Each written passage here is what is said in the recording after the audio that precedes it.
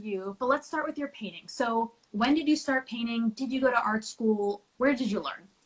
Zero art school. Zero art school. This I'm no art school at all. I literally just I'm trying to remember when I first I started digital stuff, like on my Mhm. phone and on my iPad. I started digital stuff because I was too nervous to actually pick up the brush and the paint because I didn't feel like I can do it. And then I was like, and then doing it digitally helped me get comfortable and confident. Like sometimes you have to start somewhere where you can crawl. You don't need to jump out the window. You can do that later. You jump off the plane later. You just need to crawl a little bit. So the digital stuff helped me get comfortable moving my hands and getting familiar with colors. And then once I was comfortable digital and I was just sick of that, I was like, okay, I'm going to try the painting. And then I tried that and I went through like emotional stuff. I was like, it's not good enough. I was going through like, you go through that phase where you compare yourself to other people. And then, all right, I went back in my shell. I went back to digital stuff. And then I came back again. And then I was like, okay, I'm ready. So sometimes you just have to you have to give yourself that time to figure out what do I want to do? And is this for me? And I promise you so much, like if you just you can't run away from what's meant for you. It's just gonna it was just in my ear. So but it's been about a year professionally and I'm good. Yeah, like I love it. I love that. So I have a little post-it note wall, and when I hear a really good quote, I write it down. So I'm writing down, you can't run away Hmm. from what's meant for you. Oh no, you can't. I mean, it's gonna get you. I love that. And I think that all artists or creative people, we have that like little spark and you can try to ignore it, but it's always Right. going to come back for Oh you. man. So Yeah. when you started digitally, I hear this from a lot of people that they're afraid to put paint on the canvas. They're afraid to start. Were you afraid Hmm. of wasting paint? Were you afraid of not being good enough? Like, what do you think those fears were? If I can remember, I think the fears are more like, what the hell are you doing? Like, what are you talking Mm, about? Like, what do you mean you want to paint? Like, like I was just transitioning out of my music and I was ready to just kind of close that chapter and do something that I wanted to do, but I was afraid to do. So it was more of that, like leaving that other art side and then going into something different that's because I never really painted in my life. You know what I'm saying? wow. So it was like but I knew that is something that I wanted to do because I see other stuff and I'm like, why I can do it, So it's just a fear of this unknown of you've never done this, you don't know anybody, you never went to art school. What are you talking about? You're black, you're this, you're Latina, you're from Mm. this, like it's like all these like, stupid things that really don't matter, like at the end of the day. But at the time, they're very strong. And honestly, they motivated me to because what it made me do was go against it. It made me go, no, no, I can do it. I can do it. It created like a monster, and then I just had to tell that monster no. And then it just made me go, go, go because, you feel insecure, and then you're like, wait a minute, wait a minute, wait a minute. That's not me. I can do it. So it gives you something to just kind of combat with and fight against, which is yourself, right? Your insecurities. And then you overcome that within yourself. And that's to me, like once you do that, that's it. And I love art doesn't have a face. It's whatever you do. that's It's so whatever great. you I feel do. like Yeah.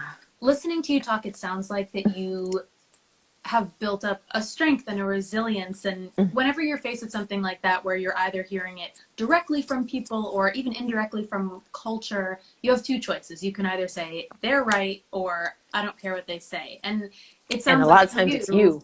It's you yeah, saying or those it's just things. you. So, I mean, are there other, where does that inner strength come from? Like, is it parts of your life or your story, or is it just something natural to you?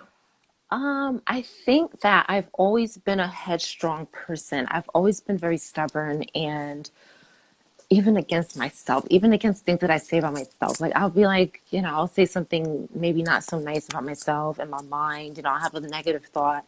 And then I'll literally combat with that and say, no, no, no. I have to always combat. Like I always have to go against the grain. I've always been like a rebellious spirit, like a kind of like an outspoken kind of like, no, I'm that person. Like, no, we're not going to, you know, I'm always been like that type of attitude. Like, um, You're I from mean, New York too, right? I'm That from probably New can't hurt. York. You I have to be have like a that. spicy, you know, my mother's very spicy, you know, like my mother's side is very spicy. We're very like, you know, very colorful. We're very like bold, and it could be DNA. It could be just, I mean, I have, you know, I've had, I don't want to get into like too much, but I've had like abuse in my past. I mean, all of these things, all of these, you know, anxiety, everything that I've struggled with kind of builds on little to who I am. It's just a little bit of like, if you could imagine me just being put together, just little by little, these things. And again, a lot of struggle, and heartache and pain, and coming out again and just kind of going up and down, like, and rebuilding. Like every time I come up, it's like better and stronger. And I know I'm gonna, you know, something's gonna happen where I feel like failure again, but that's only opportunity. Like you can't be afraid to fail. Like I've had so many disappointments, but it's gotten so much easier because it's like, listen, I eat that for breakfast, whatever. What else can you give me, universe? What can you do? You know, like, because I've been through so much. So it's like, Yeah. you know, it's just so much that I feel like, yeah, and don't get me wrong, like I have, like this past 2 months, like I've been really down, but I'm back up. You know, it's just you. I think that as people, not just artists, but people in general, we have to accept that life is gonna have ups and downs, and sometimes it's easier to accept that, and sometimes it's much harder. But accepting that and just going, all right, all right, here we go. Yeah, I think that's so important, and I totally agree with everything that you just said. It is part of it, the ups and the downs, and all of the Hmm. things from our past. Everyone has different stories. It all comes in and becomes part of that vision in your art. So Hmm. I would love to know, as far as your story influences your painting, what's your painting process? I mean, what I love about your work are these Thank you. really thick, beautiful lines and layers and movement and texture, and like I feel like I'm looking at In my something brain, just in looking at like a my different brain. language, and I'm like, can you translate that for me? Because I love it and I can feel it. What's your Good. process? Just I'm so like happy tell that you us. feel it. I'm so happy. That makes me very happy when people can understand what I'm doing, because sometimes I don't understand it. You don't Sometimes I make stuff right, and I'm like, what the heck? What am like? There's some pieces that I'm just like, what is that? But I realized that the word process. Um, I love this word, but I feel like it can have it's such a big umbrella underneath that process. It's just, you know, so much underneath it. But to try to shorten what I do is I've, I try to not, I don't think.